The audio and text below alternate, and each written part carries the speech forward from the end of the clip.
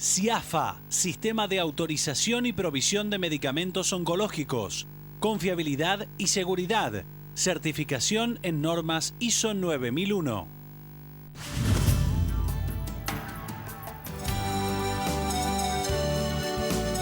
Hace 31 años, en agosto, fundamos Cooperativa Horizonte.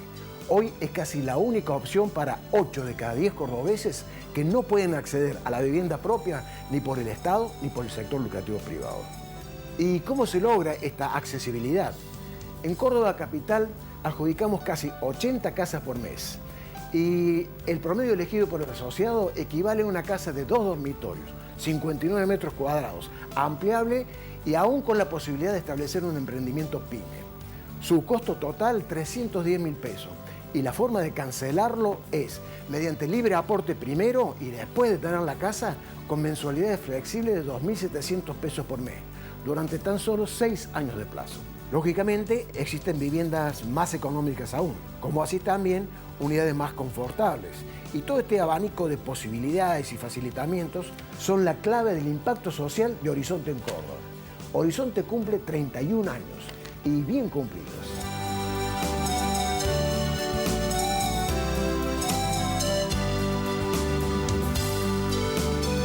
Restaurante y Marisquería Anastasia. ¿Necesitas festejar? Pensá en el Arrabal.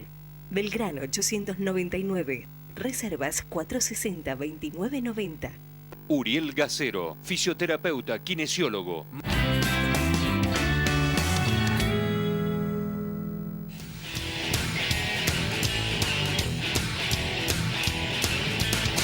Vamos a hablar de economía nacional. Para eso hemos invitado al doctor Héctor Paglia, economista. Con él vamos a analizar estos vaivenes que se vienen produciendo en la economía. Y particularmente los últimos hechos que de alguna manera vinculan a una Argentina que retrocede en cuanto a su visión ideológica, no sea, ya sea tanto como es las relaciones con el mundo internacional de las finanzas, como algunos aspectos internos que el gobierno no quiere llamar ajuste, pero que evidentemente golpean fuerte el bolsillo del asalariado. Y si al asalariado se le quita el poder adquisitivo, algo o algún nombre tiene, o ajuste o lo que sea, pero tiene. Héctor, gracias por venir. Al contrario, Ricardo. ¿Cómo ves esto? Bueno, nosotros estamos asistiendo a un panorama que ha tenido un giro muy importante al comienzo del año, precisamente por medidas que el gobierno estuvo obligado a tomar, dada la gravedad de los acontecimientos económicos y la gravedad que estaba preanunciando situaciones mucho más difíciles. Concretamente, el gobierno ha hecho mano a la política monetaria, lo hizo de una forma de manual, o sea, ortodoxa. ¿Fue buena medida? Con devaluación. Era una medida necesaria, pero como decimos los economistas, no suficiente para atacar los problemas de fondo. Es decir, solamente con política monetaria no vamos a solucionar los problemas de inflación, los problemas de gasto público, los problemas de distorsión de los precios relativos, los problemas de competitividad de la economía. Entonces ahora la expectativa es decir, esta devaluación, este aumento de tasas, etcétera, esta paz cambiaria, ¿van a llegar a buen puerto? Es decir, ¿no van a hacer que el gobierno necesite nuevamente devaluar? Y bueno, ahí está la discusión. Por ahora lo controló. Por ahora lo ha controlado. Creo que bajó de 40.000 millones de emisión a 16.000 millones de emisión. Ha habido una disminución en los niveles de emisión, pero todavía no se ha ido al fondo de la cuestión. Claro. Y digamos que el Banco Central de la República Argentina, que es quien impulsa este tipo de medidas monetarias, no encuentra todavía aliados muy firmes dentro del propio gobierno para poder seguir adelante, pues la situación tiene otras aristas, o sea, las provincias tienen una necesidad de financiamiento que va a crecer en el orden del 65 al 68% en el año 2014 con respecto al año 2013. Tenemos que por cada $100 que exporta el sector agroindustrial, $50 se van a importar energía que el país está necesitando. estamos frente a una disyuntiva de qué hacer con los subsidios. ¿De cuánto? ¿$50? De $100 que el Decime sector si el agroindustrial, 50%, el 50% se lo lleva el déficit energético. Fíjese qué paradoja. El complejo sojero va a aportar por efecto precios este año alrededor de 1.000 millones, 1.500 millones de dólares más que el año pasado. Pero esto no alcanza a compensar la pérdida de dólares que implica el sector de maíz, cebada, biocombustibles, alimentos balanceados. Es decir, la entrada de dólares en el 2013 va a ser ha sido 1.000 millones de dólares superior que la que vamos a tener en el 2014. En el 2013 hemos tenido un problema serio de disposición de divisas. En el 2013 está el interrogante de qué es lo que va a pasar. Ahora, Héctor, ¿por qué se llega a esto? Teniendo en cuenta, como hablaba Curucheta hace unos minutos nada más, que la expansión que tuvo la economía argentina en los últimos años favoreció a todo el mundo y ahora todo el mundo está en la misma situación, no como en el 2001, pero todo el mundo con el agua al cuello. Por dos cosas, fundamentalmente. Primero, porque la economía argentina en el 2001, por la brecha del producto, es decir, por la diferencia entre la capacidad de producción de esa economía y lo que realmente producía, había un gap, una brecha del 30%. Es decir, que se podía crecer sin inversión un 30%. Y Argentina creció un 30% sin inversión o con inversión de baja calidad en materia productiva hasta que esa brecha se cerró. Entonces, al no haber nuevas inversiones, al no haberse creado condiciones de institucionalidad, de seguridad jurídica, de competitividad, de transparencia para atraer inversiones productivas en la magnitud necesaria, indudablemente se produjo un cuello de botella. Y lo otro es que la única preocupación fue lo coyuntural. No hubo una visión de mediano y largo plazo, la visión propia que debe tener el hombre de Estado, el estadista, que tiene que preocuparse de cómo va a evolucionar su país y cómo se va a desarrollar. No solamente crecer, crecer es algo puntual y que puede darse por determinadas circunstancias políticas, internacionales y locales, pero desarrollarse es un proceso continuo, un proceso de cimentación que lamentablemente Argentina no ha vivido en estos años. Nosotros charlábamos fuera de cámara y decía que, bueno, digamos, esta política de reducción de subsidios, de alguna manera, significaba, digamos, un aporte a tratar de reducir el déficit fiscal que tiene la nación. Ahora, nadie la quiere llamar ajuste. Sin embargo, las tarifas que van llegando terminan esquilmando el salario que por paritaria se consiguió con aumentos en muchos casos considerables. Bueno, Ricardo, usted acaba de utilizar las palabras correctas, es decir, al final no es tanto lo que van a bajar los subsidios como lo que van a aumentar las tarifas, es más un aumento tarifario el que se va a producir. Los subsidios en la Argentina estimados a un tipo de cambio de 8 pesos, al tipo de cambio actual, para el año 2014 son 18.000 millones de dólares. Entonces nosotros acá, esto no va a poder desmantelarse en una forma improvisada, sino que va a necesitar políticas muy concretas, muy precisas y con un programa de coyuntura de mediano y largo plazo, sumado a que la economía ya no está traccionando por vía del consumo.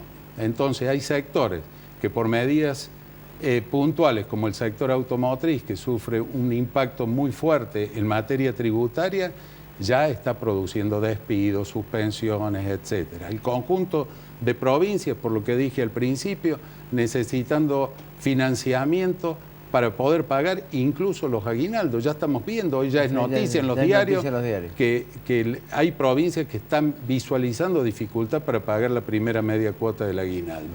Entonces, esta ralentización en la actividad económica, sumada a la inflación y sumada a expectativas que no logran satisfacerse de si realmente de una buena vez y para siempre se van a adoptar una serie de medidas que necesitan consenso político, por otro lado. Obviamente. Entonces, el componente acá, en el primer bloque yo escuchaba atentamente que con precisión se decía no estamos en las condiciones del 2001, lógicamente que no estamos, pero siempre se puede llegar, si los caminos que se eligen Son no son los equivocados. correctos o son los equivocados. Yo recuerdo algo, y no sé, a lo mejor es una comparación muy lineal que no tiene mucho que ver con la ciencia económica explícitamente, ¿no?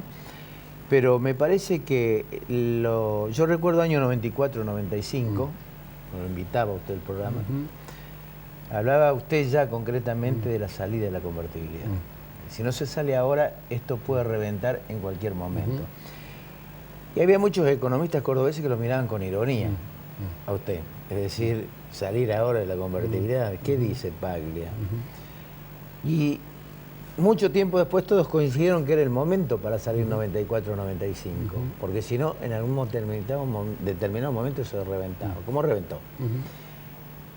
Digo, los subsidios no tomados y haberlo ido progresivamente desactivando, ¿no cumplen exactamente la misma función que aquello?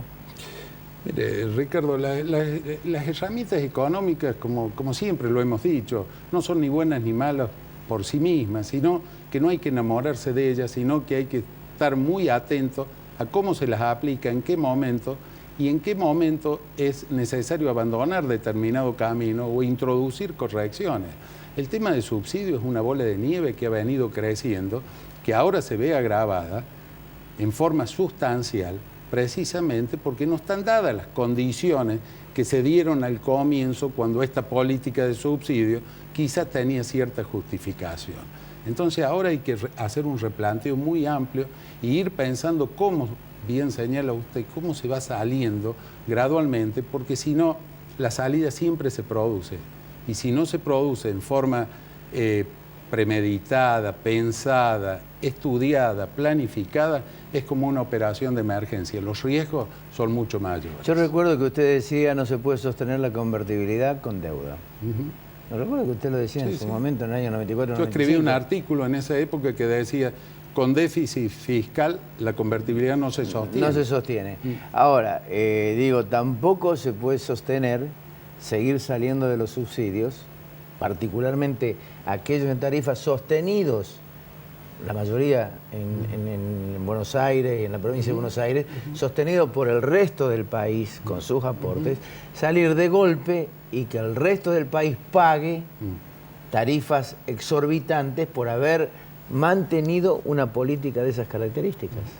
Es que ahí ya entramos en un terreno que no es económico, que es un terreno institucional y que hace al federalismo en sí mismo, es decir, a restablecer las bases de un verdadero federalismo, pero eso merecería todo un análisis muy profundo en el cual tendríamos que determinar si la actual forma en que está organizado el país en realidad no declama un federalismo en los papeles, pero realmente trabaja en forma unitaria. Por último, Héctor, sin querer meterlo en el terreno político o para pedir una definición política, se acaba de formar el FAB 1. ¿Ve algún proyecto político, digamos, ve alguna sustentabilidad económica o proyecto político de país en esto que se acaba de armar? Bueno, yo creo que lo que se ha hecho recién es el marketing de presentación. No hemos escuchado todavía ninguna propuesta concreta en lo que hace a lo económico, que es lo que usted me está preguntando. Es deseable esperar que en ese conglomerado que se presenta bastante heterogéneo en algunos aspectos, se logre establecer un acuerdo mínimo en cuanto a políticas de Estado, no solamente dentro de UNEN, sino en todo el arco político del país, porque lo que va a tener que afrontar Argentina en los próximos años tiene dificultades y tiene dificultades serias y que va a necesitar abandonar quizás una dialéctica de buenos y malos, de amigos y enemigos, para entrar en un proceso de diseño de políticas de Estado que superen a los colores políticos de turno. ¿Cree que regresamos al mercado internacional?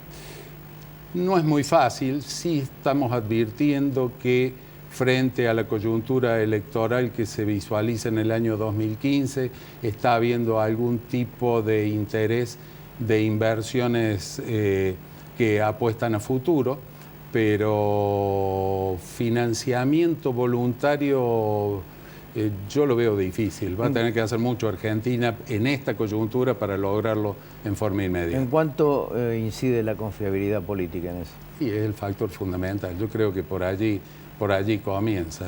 Por eso, si hubiera algún tipo de acuerdo, en el sentido de que lo está planteando el mismo gobernador de Córdoba hoy, de decir, hagamos un acuerdo de la transición de acá hacia el final de mandato, de políticas de Estado y de algún tipo de cuestiones puntuales que no se discutan, podría ser un primer paso para lograr la apertura de ciertas puertas en los mercados internacionales de crédito. Héctor, muchas gracias. Al contrario. Gracias por venir. Un gusto. Ya volvemos.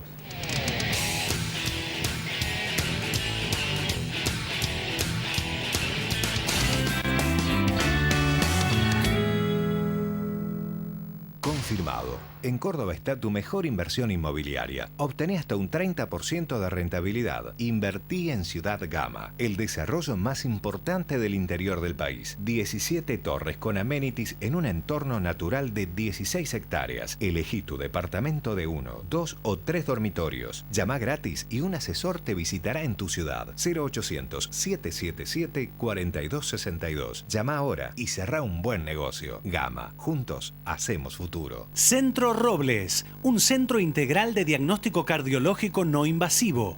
Larrañaga 94, segundo piso, 0351-460-1400 o 460-1700.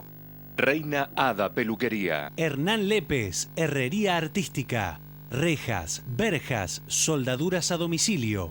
Teléfono 0351-152-072-620. Doctora Elvia Guzmán, Derecho Previsional. Teléfonos 153 1470 00.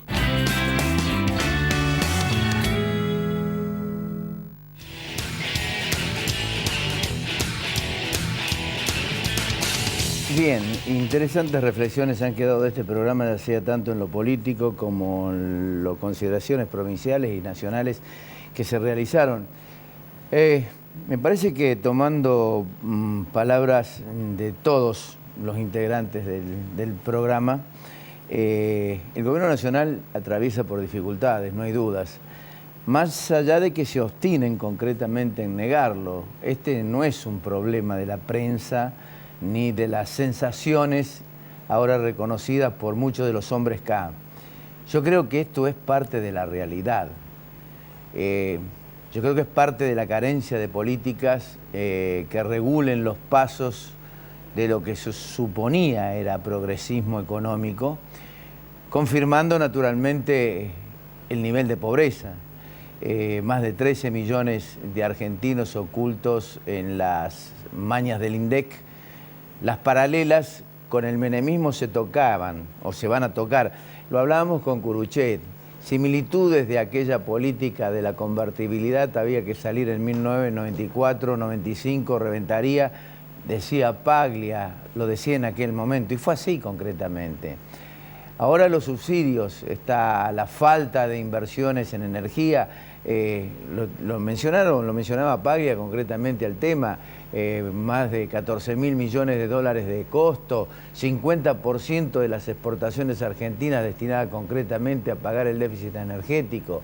El mal llamado populismo en algunas determinaciones han hecho lo suyo, incluyendo la corrupción antes y ahora. Yo creo que las secuelas de ayer fueron 14 millones de pobres, que era lo que arrojaba el menemismo al terminar su gestión. Y uno debiera preguntarse cuál es la diferencia con estos 13 de hoy. ¿Cuál es la diferencia cuando luego de 10 años de crecimiento sin pausa, el saldo de pauperización resulta inadmisible y es peor las consecuencias porque ese sector o la mayoría no accede a la educación más allá de la obligatoriedad de los planes? La mano de obra desocupada, alguna, no toda, es propicia para otros menesteres, como resulta concretamente el tema de la droga o el delito, la inseguridad tras el colofón, sin descuidar la impunidad del guante blanco. Está también el impacto cultural. Los pobres hoy son jóvenes de 15 años. Aquellos pobres que mencionábamos en la época de Menem eran menores de 14 años y el 50% de 7 a 10 años. y todos ellos en el marco de indigencia educativa y de salud. Niños y jóvenes que concretamente no vieron trabajar 2 generaciones en ese momento. Y la herencia de ellos se terminó trasladando sobre la siguiente concepción a sus hijos. No es una visión amañada. Resulta de los estudios, de lo que se realiza permanentemente, de los que son serios, que de alguna manera pretenden ser serios, tratando de imponer una realidad que es incontrastable con los hechos que uno ve cotidianamente. También es cierto que con los CAS se recuperaron puestos de empleo, que disminuyó concretamente el desempleo, pero no hubo una calidad de empleo, no alcanzó para contener aquel resabio menemista y esa brecha del kirchnerismo. Hay 40% de informalidad. Entonces, ¿qué falló? La política de inclusión que tanto se inventó desde el kirchnerismo no fue tal. La estrategia de un proyecto que previera contingencias como las actuales. Hoy la política, por ejemplo, del Banco Central, lo decía Paglia, la política monetaria alcanzó para sostener esto nada más. Hasta ahora los vaivenes del dólar, pero el impacto en el consumo comienza a hacerse ver, lo decía Curuchet. La suba de las tasas de interés impactó en la confianza de la sociedad. Es decir, que la emisión haya bajado de 40.000 millones a 16.000 millones, termina de alguna forma, quieran o no, afectando la demanda. Esto también lo decía el titular del CIPES. Es decir, ¿van a sostener esta política? ¿Qué va a pasar con respecto al gasto público? ¿Qué va a pasar con respecto a los subsidios que si se siguen produciendo o decantando de esta manera, seguirán aumentando las tarifas porque no hay otra forma de regularlos? John Kenneth Galbraith decía que la política fiscal implica acciones para aumentar o disminuir el gasto público sin afectar sectores vitales. Y eso es sensato. Importan entonces, reitero, la reducción de los subsidios y ese impacto. Lo hecho, castiga el salario. Más allá de los logros en las paritarias, hay un 10% trimestral reconocido por el nuevo INDEC sin contención, que preanuncian índices que negaban los pronósticos privados por parte del gobierno nacional. 50%, dice Alfredo Claret Curuchet, aumentaron los alimentos en un año. 50%. Paglia hablaba de inversión. Un mayor nivel de inversión podría haber bajado el nivel de empleo, pero pocos se atrevieron y muchos se llevaron las utilidades. La pregunta es, ¿cuál fue la responsabilidad del Estado para que esto se produzca? ¿Faltó la confianza o hubo descontrol del control? Ya no importa, me parece, la colisión se va sintiendo. El consumo se mantiene paralizado, o tira a la baja, o se tira a la baja. Lo decía la gente del CIPES, las automotrices desvanecen perspectivas, o sus perspectivas concretamente. Iveco está frenando el 85% del trabajo, Renault 500 empleados en la picota, Volkswagen asoma o toma precauciones. Todo esto en Córdoba. También lo decía el titular del CIPE y habrá que ver el impacto que esto va a significar. Las provincias endeudadas como la nuestra juegan con la licuación de la deuda y el incremento de la recaudación producto de la misma inflación.